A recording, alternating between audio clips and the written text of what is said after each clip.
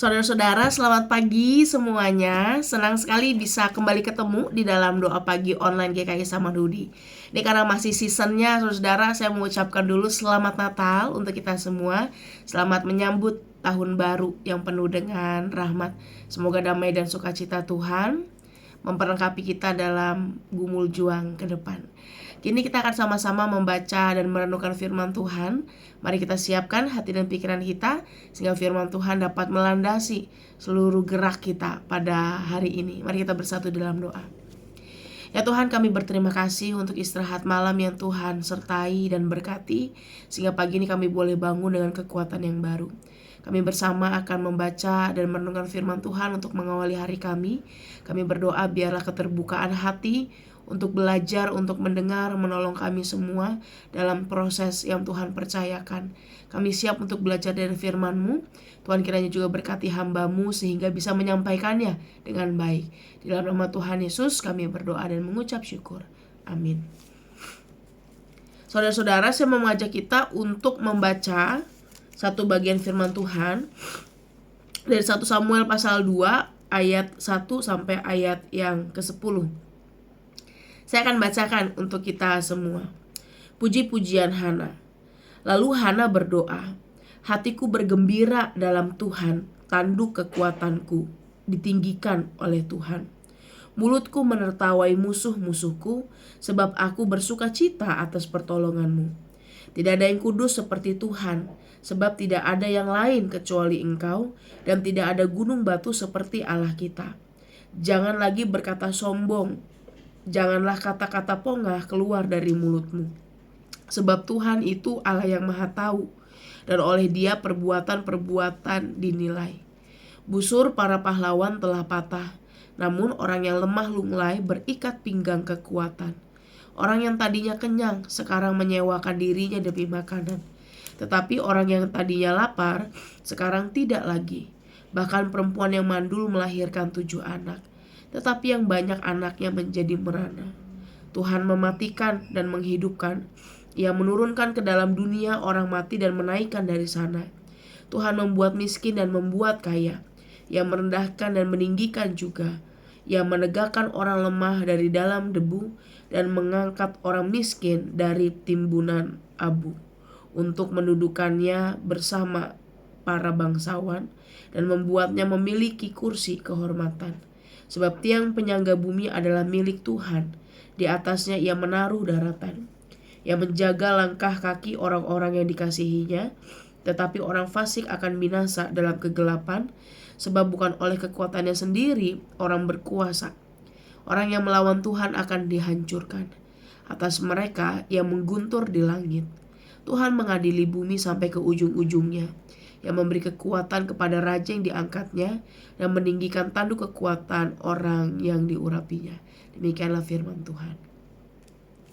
Saudara-saudara, hari ini kita akan membahas sebuah tema mengenai pentingnya menentukan fokus. Mengapa menentukan fokus dalam hidup itu menjadi sesuatu yang penting, saudara?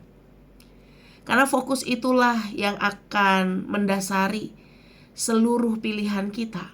Fokus itu yang akan mendasari bagaimana kita merespons. Fokus itu yang akan mendasari seluruh gerak dan juang kita ke depan.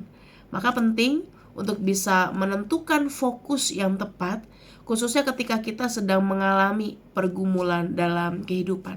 Dalam pembacaan pada hari ini, saudara, kita melihat apa yang menjadi doa yang dinaikkan oleh Hana. Kalau kita baca isi doa-doa Hana ini, saudara, maka kita bisa melihat bagaimana ia benar-benar memuji-muji Allah, bagaimana ia mengagungkan Tuhan. Ya, hatiku bergembira di dalam Tuhan, sebab aku bersuka cita atas pertolongan-Mu. Apa yang menjadi doa Hana ini, saudara, lahir dalam situasi yang berat.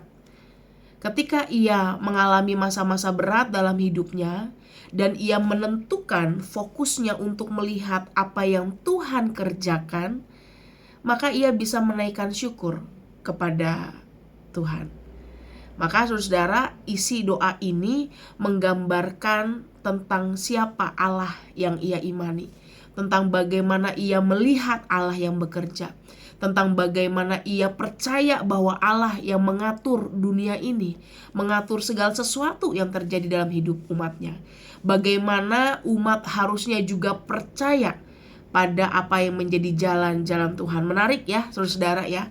Ini lahir ketika Hana memfokuskan, dalam tanda kutip saudara, dirinya kepada Allah dalam seluruh pergumulan yang dirasakan. Kenapa saya katakan begitu saudara?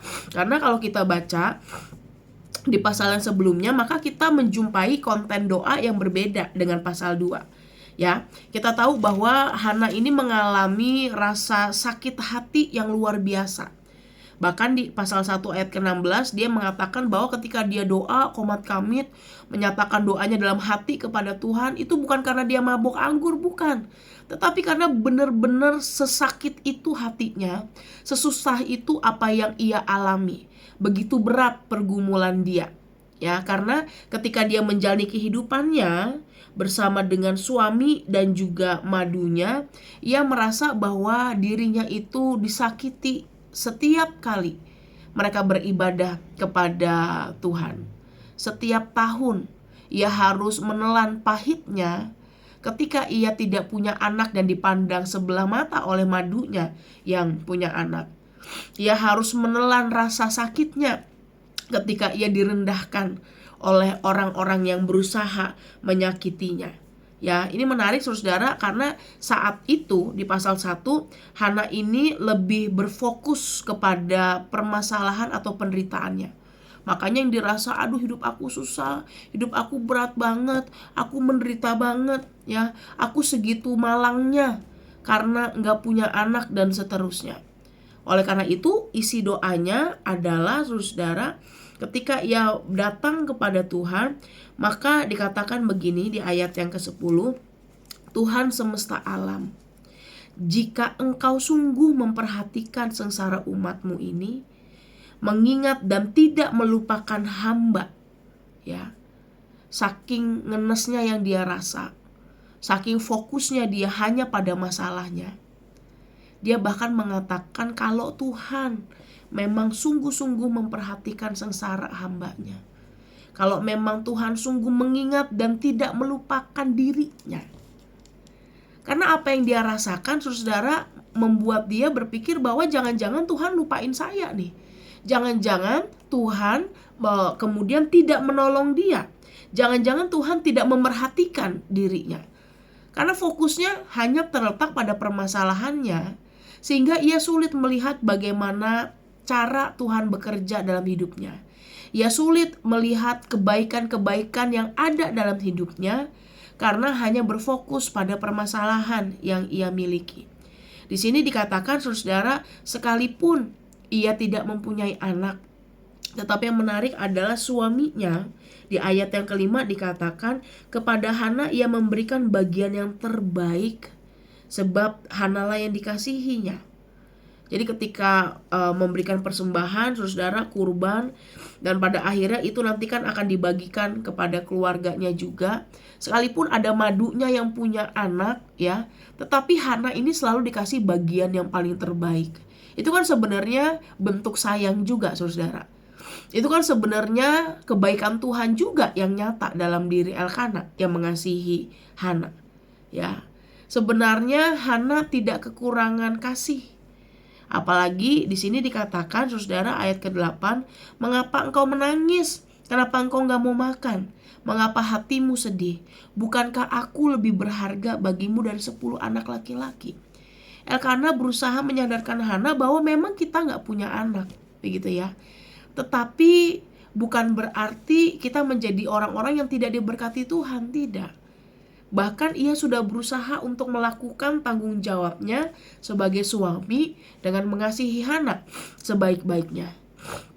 Tetapi ketika itu tidak menjadi fokus Hana hanya terletak pada permasalahannya, output yang muncul adalah dia menangis, gak mau makan, dia sedih, merasa dirinya susah dan sakit hati. Bahkan dalam doanya, ya dalam tanda kutip saudara, benar-benar kalau menurut saya ini rada nantang Tuhan juga begitu ya. Dalam kesedihan ini memang kalau Tuhan peduli sama saya, kalau Tuhan memang perhatiin saya, tolong dong jawab doa saya. Kira-kira seperti itu, saudara. Tetapi yang menarik adalah Tuhan memang menjawab doa Hana dan mengaruniakan Samuel untuk Hana. Ia menjawab doa Hana menurut saya, saudara, bukan semata karena Hana meminta hal itu, tetapi di sisi lain karena Tuhan juga punya rancangan besar di dalam kehidupan Hana dan secara khusus dalam kehidupan Samuel. Jadi ketika kita berdoa, saudara, saat Tuhan menjawab doa kita, ya, maka bukan semata karena dia nurutin kita aja lagi ngambek, enggak, saudara. Tapi memang pasti setiap Tuhan menjawab doa kita, ia punya rancangan baik di dalam seluruh hal yang ia izinkan terjadi. Termasuk dalam hal ini, saudara, di dalam lahirnya Samuel yang akan berperan besar dalam kehidupan bangsa Israel. Tuhan tahu kuk yang bisa ditanggung oleh Hana ini seberapa besar, seberapa berat, saudara. Tuhan tahu kemampuan umatnya, dan Tuhan memberikan pertolongan sesuai dengan waktunya, tepat seperti apa yang dibutuhkan, seturut dengan apa yang jadi rancangan Tuhan. Ya, menarik saudara ya. Sebuah fokus bisa menentukan respon seseorang dengan begitu berbeda. Saat ia fokus hanya pada penderitaan, orang akan menjadi sulit untuk melihat kebaikan, untuk melihat pekerjaan Tuhan, untuk melihat kasih yang nyata, saudara. Sedangkan ketika seseorang merasakan pertolongan Tuhan dan fokusnya tidak lagi pada permasalahannya, tetapi pada pertolongan yang mungkin muncul, yang sudah ada, maka ia bisa melihat dengan jelas bagaimana Tuhan bekerja. Nah, sekarang problemnya, saudara, seringkali kita juga berlaku seperti Hana. Saat kita mengalami pergumulan berat, tidak jarang orang kemudian lebih sibuk sama masalahnya daripada percaya sama Tuhannya. Sibuk sama kesedihannya, sama lukanya, ketimbang pada pengharapannya di dalam Tuhan. Sibuk pada hal-hal yang membuat dia sedih, saudara, sampai pikirannya ini dipenuhi oleh hal-hal yang gak perlu. Tetapi kemudian lupa untuk mensyukuri apa yang sudah Tuhan kerjakan di dalam kehidupannya. Kita dalam menjalani kehidupan kita ini, saudara, sebenarnya harusnya tidak mempertanyakan Tuhan. Dalam arti apa? Karena sebenarnya Tuhan sudah cukup membuktikan kebaikan dan kasih-Nya dalam kehidupan kita. Kan kalau dalam kasusnya Hana ini kan ya, kalau memang Tuhan peduli sama saya, perhatian sama saya gitu ya, saudara ya. Seolah-olah tuh Tuhan gak pernah peduli dan perhatian atau nolong dia. Padahal kalau kita ingat perjalanan kehidupan kita dulu ketika susah, dulu ketika kita punya masalah, ketika kita berbeban berat, saat kita gak tahu harus apa, saudara, kita kalau ada sampai saat ini, sekarang di sini, itu kan semua karena kebaikan Tuhan yang sudah nyata pada masa yang lampau, juga ketika kita mengalami pergumulan. Maka saudara, di dalam menghadapi permasalahan kita, dalam menghadapi pergumulan kita ke depan, jangan lagi mempertanyakan Tuhan, gitu ya. Tetapi belajar untuk percaya. Karena apa? Kita sudah tahu bahwa Tuhan itu sejak awal adalah Allah yang tidak akan tinggalin kita sendiri. Jangan minta bukti, saudara, tetapi temukan apa yang sudah Tuhan lakukan di dalam kehidupan kita. Saya yakin ada, gitu ya. Saya yakin Tuhan bekerja dengan luar biasa dalam kehidupan kita.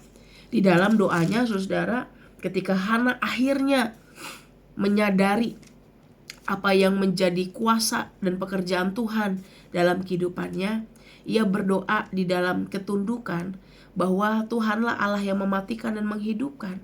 Ia yang mengatur segala sesuatu di dunia ini. Kalau sebelumnya ia mempertanyakan Tuhan, maka apa yang Tuhan kerjakan dalam kehidupannya membuat dia menginsyafi bahwa Tuhan itu adalah Allah yang maha kuasa dan tidak ada yang mustahil baginya. Ya, bahkan di sini dikatakan orang yang tadinya kenyang sekarang bisa menyewakan dirinya dengan makanan. Orang yang tadinya lapar sekarang enggak lagi. Bahkan perempuan yang mandul bisa melahirkan 7 anak, tetapi yang banyak anaknya itu bisa jadi merana. Ya, artinya kehidupan kesulitan kita, saudara, itu enggak akan terus sulit sampai seterusnya, sampai kita mati, enggak. Karena akan ada masa, saudara, di mana Tuhan juga akan menunjukkan jalan-jalannya kepada kita. Ya, makanya ketika kita sedih, jangan terlalu sedih, saudara, jangan terlalu tenggelam atau terpuruk, tetapi kalau kita senang juga jangan kemudian kita terlalu senang sampai kita lupa. Ya, karena keadaan semua tuh bisa berbalik. Ya, Tuhan bisa mengangkat, Tuhan bisa menjatuhkan. Tuhan itu yang berkuasa ya atas segala sesuatu. Maka mari kita bijak, saudara. Apapun yang kita hadapi dalam hari-hari ke depan, maka bijaklah di dalam menentukan fokus kita. Ya, saudara. Ini botol minum sebenarnya nggak berat, ya. Tapi kalau kita isi air, kita pegang terus, saudara, kita giniin terus, nggak kita lepas-lepas, pegel nggak? Pegel, saudara. Ya, sama kayak masalah. Kalau kita punya masalah, tapi kita pegangin terus, kita fokusnya hanya pada ini, nggak kita lepasin, saudara, nggak kita taruh, maka ini hanya akan menjadi hal yang memberatkan kita, bikin kita kram, sulit membuat kita bisa ngerjain yang lain, sulit bagi kita untuk bisa melakukan hal yang lebih efektif ketika kita nggak bisa melepaskan apa yang menjadi beban kita, permasalahan kita. Maka percayalah kepada Tuhan, karena Ia yang mengatur hidup-hidup segala jalan kehidupan kita.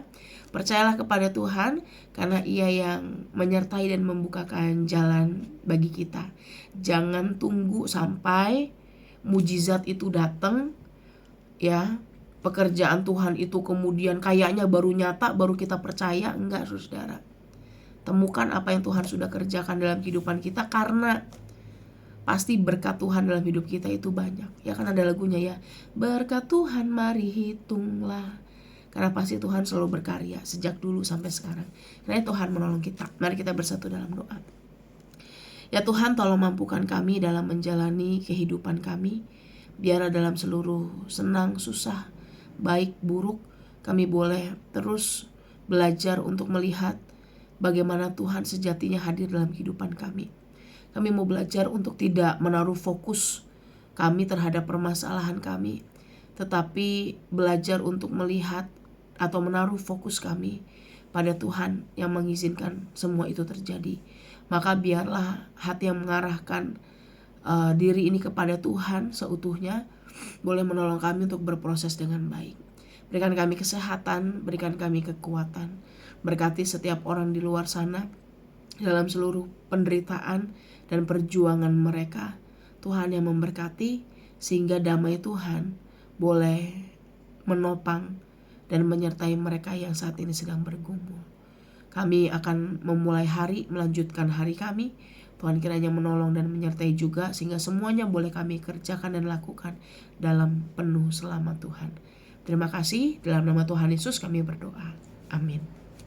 Selamat menjalani hari, saudara. Tuhan berkati. Bagi Bapak Ibu yang memiliki pergumulan khusus dan ingin didoakan, bisa menghubungi rekan-rekan pendeta di nomor berikut.